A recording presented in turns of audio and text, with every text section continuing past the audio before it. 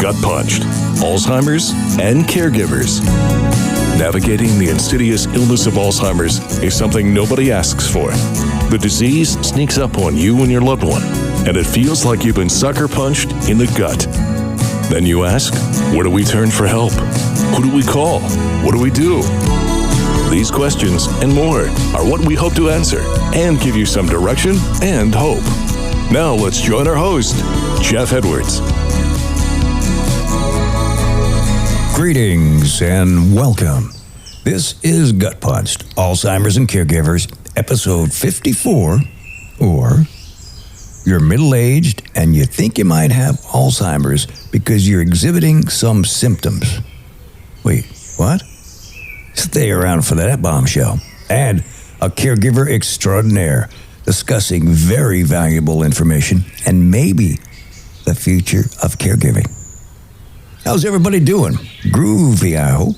Happy May. It's hard to believe we're in May already. May 1st always reminds me of a really good song by the Bee Gees from the early years. Now we are tall, and Christmas trees are small. And you don't ask the time of day. But you and I, our love will never die. But guess we'll cry come 1st of May. Well, there you go, a trip back to 1968. Okay, we're gonna review the rules we follow. Have you got number 4, our newest, committed to memory yet? Well, here they are, all 4 and growing. Number 1, you have to take care of yourself because if something happens to you, who is going to take care of your loved one? Number 2, you can't do it alone. You need help. Find good caregiver groups or network with friends or relatives. Number 3, make a list of people, friends, relatives, co-workers who have offered to help in time of need. And then make a list of things you need done but can't do yourself because caregiving duties are overwhelming. Use the list, start at the top, keep going till you get what you need done. You'll find it very helpful. And number 4 kind of fits between rule number 2 and 3, but I don't want to change the sequence. Create a help signal. Identify a cue or phrase to confirm your loved one is comfortable with receiving help. And make it easy, something you both can remember. Okay, we're going to hear about Alzheimer's signs appearing prior to middle age, and I bet you didn't know about that. Oh, wait, we just named our harmonica player this week. His name, the Jammer. Let's see what he can do. Jammer, hit me with the harp. Here's something that's very interesting. You don't have to be in your 60s or 70s or even your 80s before signs can appear for Alzheimer's. Yes, really. Alzheimer's signs can appear prior to middle age. This was dated April 25th and written by Dennis Thompson. Risk factors for dementia could start taking their toll as early as a person's 20s and 30s, a new study says. Younger adults who carry known risks for dementia perform worse on memory and thinking tests between ages 24 and 44, researchers report in the May issue of the journal, The Lancet Regional Health Americas. Now, the findings lay the groundwork for early detection of Alzheimer's disease and dementia, the researchers say. This is the first study to look at risk factors of dementia and Alzheimer's disease in a large group of generally healthy younger adults, the researchers say. Previously, research on Alzheimer's disease risk factors has focused on individuals aged 50 and older, and that was by lead researcher Allison Aiello, a professor of epidemiology at Columbia University Aging Center, said in a news release. These new results show that well-established risk factors and blood biomarkers for dementia appear to start affecting cognitive function even before middle age, Aiello said. These risk factors include education level, gender, blood pressure, cholesterol, exercise, and body mass index, a measure of body fat based on height and weight, results show. Now, all these are measured using a cardiovascular risk factors, aging, and incidence of dementia. That's CAIDE, and that's a dementia score. Researchers also learned that certain Alzheimer's risk factors are present and related to brain function in people in their 40s or earlier, Aiello added. These include levels of proteins like amyloid beta and tau that form plaques and tangles in the brains of people with Alzheimer's, along with heart health and immune biomarkers. Additionally, we can learn that certain Alzheimer risk factors, such as cardiovascular health, ATN, which is short for amyloid tau and neurodegeneration, and immune biomarkers are present and related to cognition in individuals in their 40s and even earlier, Aiello said. For the study, researchers analyzed data from 2 waves of long-term study tracking the health of teenagers as they grow into adults. The study started in 1994 to 1995, and researchers looked at participants again as they hit ages 24 to 34 and again at 34 to 44. In their early 20s and 30s, participants completed brain function tests of their memory and thinking. Scores on those tests were compared to the participants' CADE score as they approached middle age. Results show that the higher a person scored on CADE, the worse they performed on tests of thinking skills at 34 to 44 years old. Exploring the relationship between the CADE score and cognitive function in young adulthood and early midlife in the U.S. show that significant associations with cardiovascular risk factors can be observed well before the age of 50, Aiello explained. Researchers also looked at blood tests from the study participants and found that a combined amyloid tau score, called ATN, was linked to people's brain function prior to middle age. Quote, our overall findings suggest that blood-based biomarkers associated with Alzheimer's disease are linked to differences in cognitive function decades before clinical symptoms and impairments even appear, highlighting the importance of early prevention strategies across the life course, Aiello said, unquote. Identifying the early pathways to Alzheimer's disease and cognitive impairment before older age is critical to slowing the expected rise of Alzheimer's disease in coming decades, she added. Really pretty interesting. We'll be right back to Gut Punched, Alzheimer's and Caregivers. Save the date. Walk to End Alzheimer's is November 11th in Lee County, Florida, and November 22nd in Collier County, Florida. And to find out about your town, go to the Alzheimer's Association website. It's alz.org.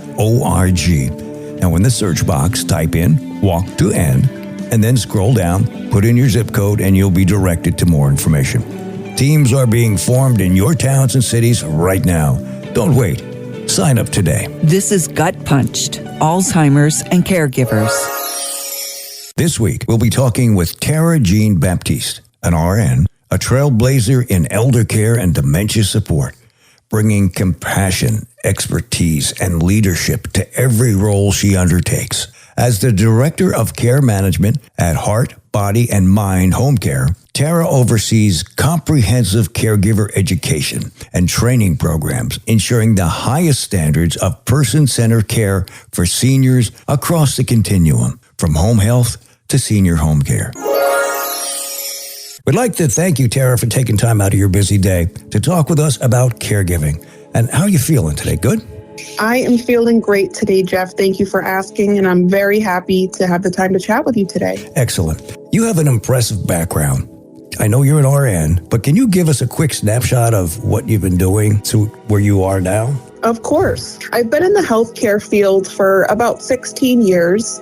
The last 8 years of that I've spent as a registered nurse and did a lot of different roles throughout that. Started out doing home care and then some time working in communities and nursing home work, then was a home care manager. But I would say one of the biggest impacts that I had on myself during my career was my time as an ER trauma nurse. That's what I did prior to the role that I'm at now. And during that time, when I worked in the emergency room, was when I really was made aware of a lot of the issues that are apparent in trying to care for someone living with Alzheimer's. And it's not the person, it's everybody around them. So that was the first kind of awakening I had in my career that led me to the role that I'm in now, where I am the Director of Care Management, but I also oversee all of the caregiving education and training. Very good. When we spoke yesterday, and although it was very brief, we had decided to talk about caregiving and caregivers. I asked you about your approach to caregiving, and wow, you just took off with it.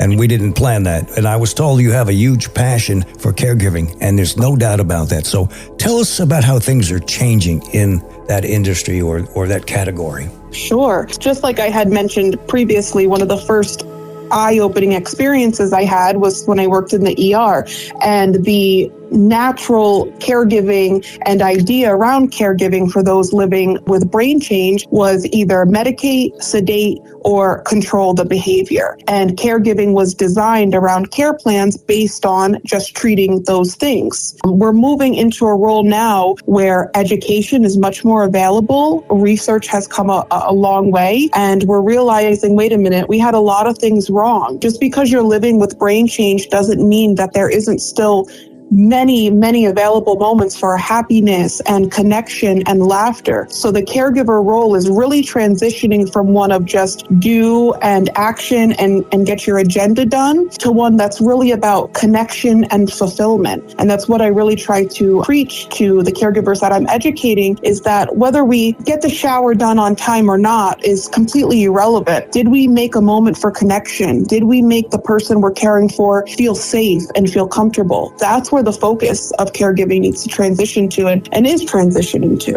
Well, that's good to know. I think I mentioned to you yesterday the interview I did with Governor Marty Schreiber a couple of weeks back, and how he looked at his position as a caregiver was going in the same direction you're talking about. He looked at it one way in the very beginning, and then later on, as he learned, he was doing close to 20 years of taking care of his wife. He changed his approach, and where he got more involved, it's not so much, I got to have this done at this time. It's what do I need to do to make that connection? And I think that's a much better approach the way it has been in the past. 100%. And that's really where we're trying to shift things. At the end of the day, if the person you're caring for is happy, they feel safe, they may not remember you, but they will remember how you made them feel. If they feel like they're in a trusting, safe environment, then the most important goals or things that need to be checked off of that care plan have been met for that day. Those basic needs have been met. We can work around figuring out how to get the shower done, or if we have to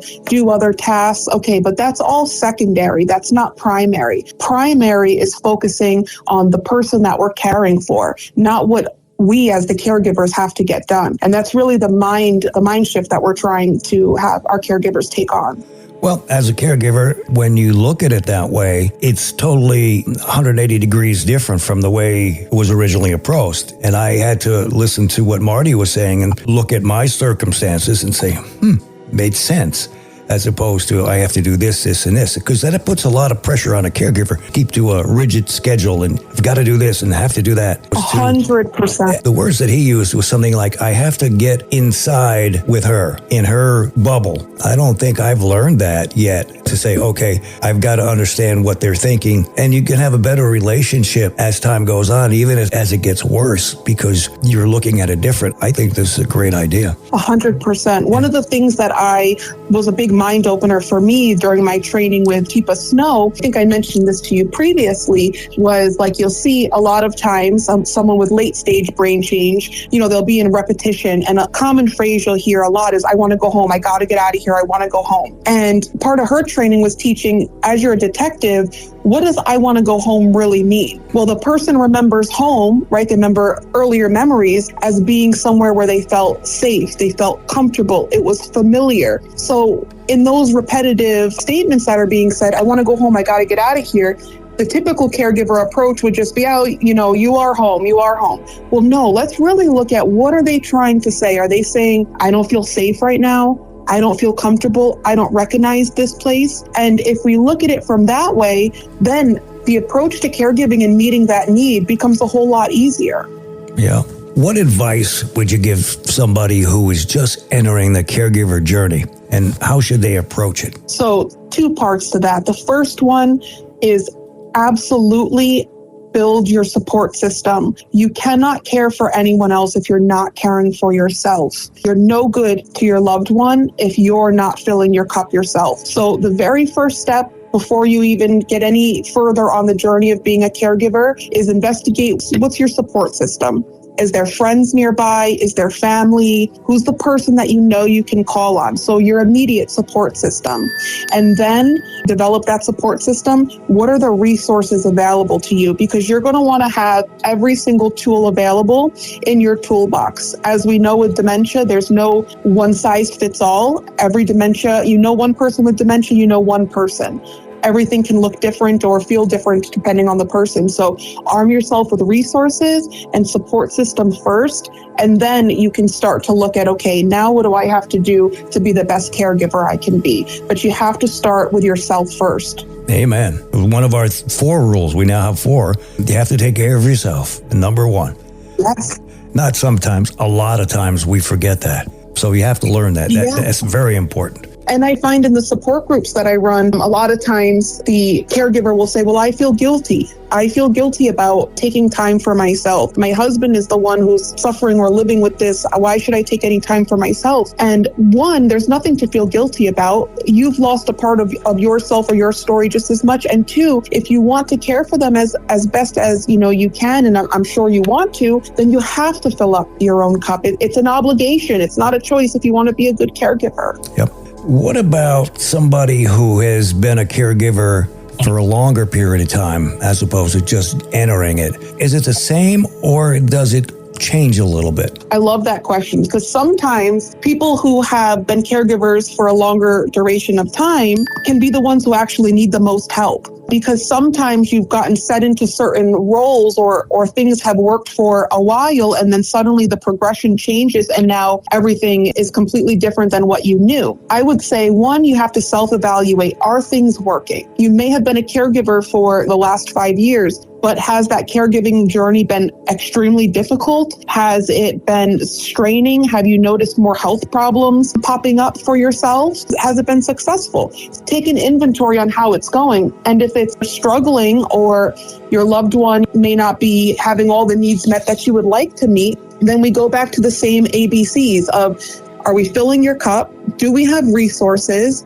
And are we getting the support and help locally that we need? Because it's not a one-person job. It takes a village and a full support system to really make sure everybody has their needs met so that the person living with brain change can have as fulfilling of a journey as they can. Mm-hmm. What are some of the resources you would recommend to beginners to help take the first couple of steps? If you're local to the area that I'm in, which is Lee County, the Dubin Center is a phenomenal resource. They don't charge anything. It's a completely free resource. They have caregiver support groups. They can connect you with other free resources. And they also do a lot of engagement activities. So great resource. The Alzheimer's Association, also everything is free and they can connect you with doctors, neurologists as well. So that's another great resource. But the thing that I'll add as well is just educating yourself as much as you can. Like Teepa Snow's Positive Approach to Care. That's one of the main building blocks that I use in my training program.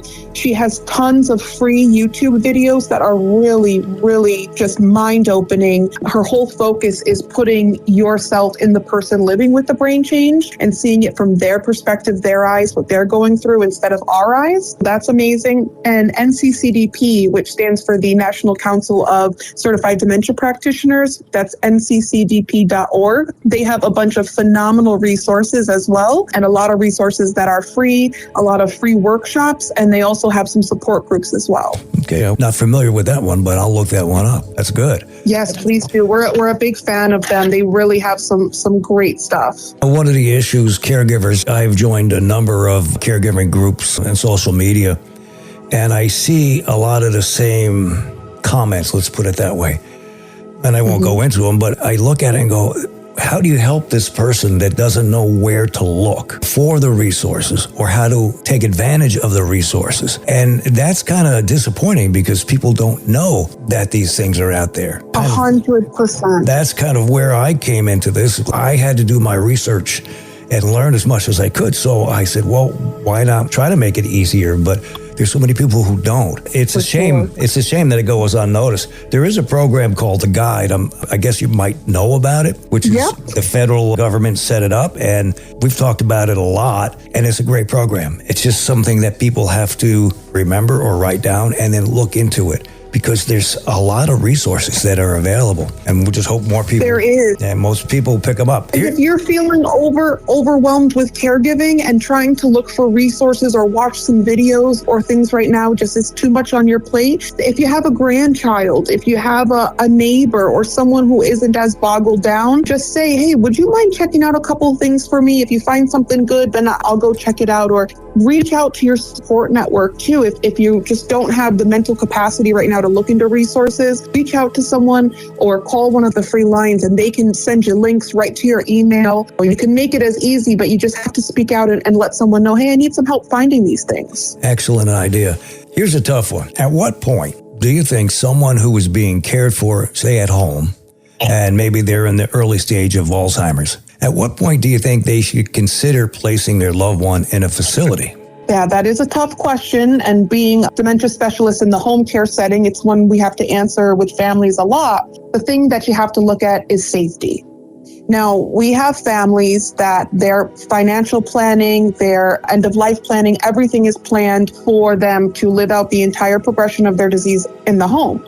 That's fine, but you have to be willing to then make all the accommodations to do so. So if someone's living with Alzheimer's in the home, regardless of the stage they're in, is it still safe for them to do so? Do you have someone with them or someone available? Has there been any episodes of wandering where they've gotten out and the neighbors had to call you because they got confused or disoriented on where they were and they couldn't get back into the house? The area you live in safe? Do you live right in front of a large pond or a large body of water? All of those things, we base it all around safety. If you have the resources and the planning's been done to be able to do home modifications, and we can bring in mobile psychiatry if needed, all of those resources, we can certainly care for an individual in the home, but only as long as it's safe to do so. So those constant safety checks are really important. And even while it's still safe, I want to just add, if your loved one is at early stage and they've never wandered, they're still able to go for a walk around the block and come back, maybe you